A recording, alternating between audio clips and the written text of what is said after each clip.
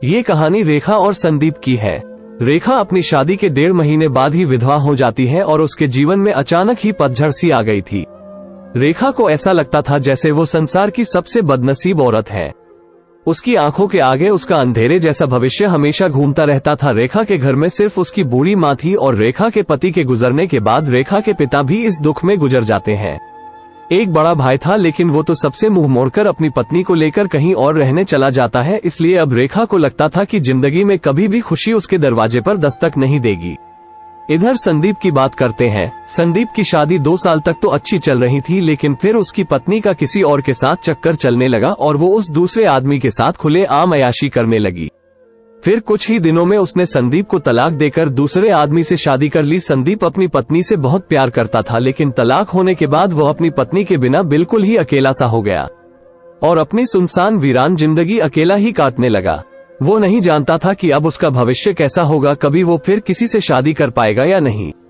तभी एक दिन रेखा और संदीप दोनों ही किसी की शादी की सालगिरह में जाते हैं। रेखा की एक सहेली संदीप को जानती थी और उसी ने ही उन दोनों को मिलवाया।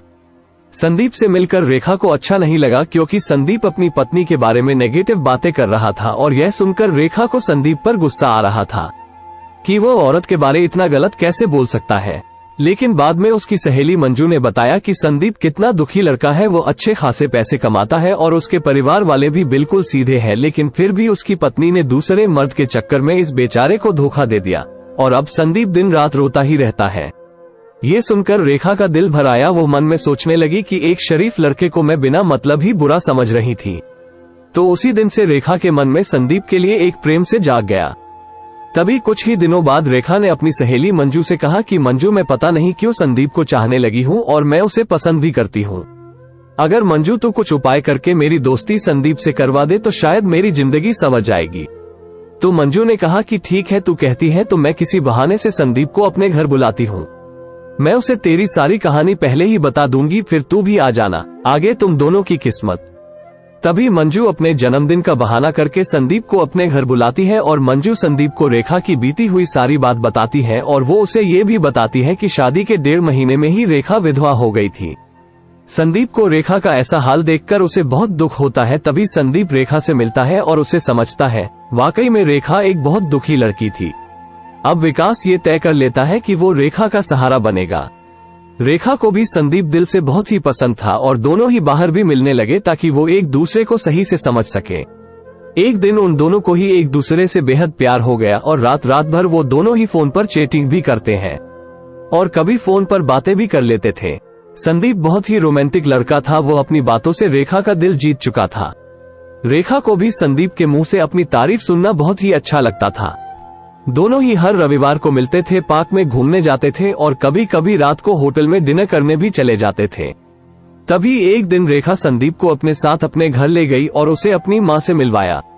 संदीप ने जब रेखा की माँ के पांव छुए तो रेखा की माँ रोने लगी और संदीप का हाथ पकड़कर कहने लगी कि बेटा, मेरी बेटी का सहारा जरूर बनना और उसका साथ कभी भी मत छोड़ना, मेरे सिवा इसका कोई भी नहीं। अब मेरा भी कोई पता नहीं कब उस भगवान का बुलावा आ जाए। अगर मैं मर गई तो मेरी जवान लड़की का क्या होगा। ये सुनकर रेखा की भी आंखों में आंसू आ गए और रेखा भी खूब रोने लगी। तभी संदीप ने कहा कि मां जी, आप बिल्कुल चिंता न करें, रेखा का मैं मरते दम तक साथ नहीं छोड़ूंगा और आपको भी कुछ नहीं होगा और आपकी बेटी का मैं जिंदगी भर ही ख्याल रखूंगा। ये सुनकर रेखा की मां और रेखा को बहुत ही अच्छा लगा और रेखा संदीप का हाथ अपने गालों पर लगाकर रोती है। तभी एक दिन दोनों ही पार्क में बैठे थे तो रेखा ने कहा कि संदीप, तुम अपने घर वालों से मुझको कब मिलवाओगे। संदीप ने बात टाल दी और उससे प्यार भरी बातें करने लगा और कहा, रेखा, मैं तुम्हारे बिल्कुल नजदीक आना चाहता हूँ, बोलो तुम मुझे अपने करीब कब आने दोगी। लेकिन रेखा संदीप को अपने करीब आने से मना करती है, मगर फिर भी थोड़ा बहुत वो दोनों प्यार कर ही लेते हैं।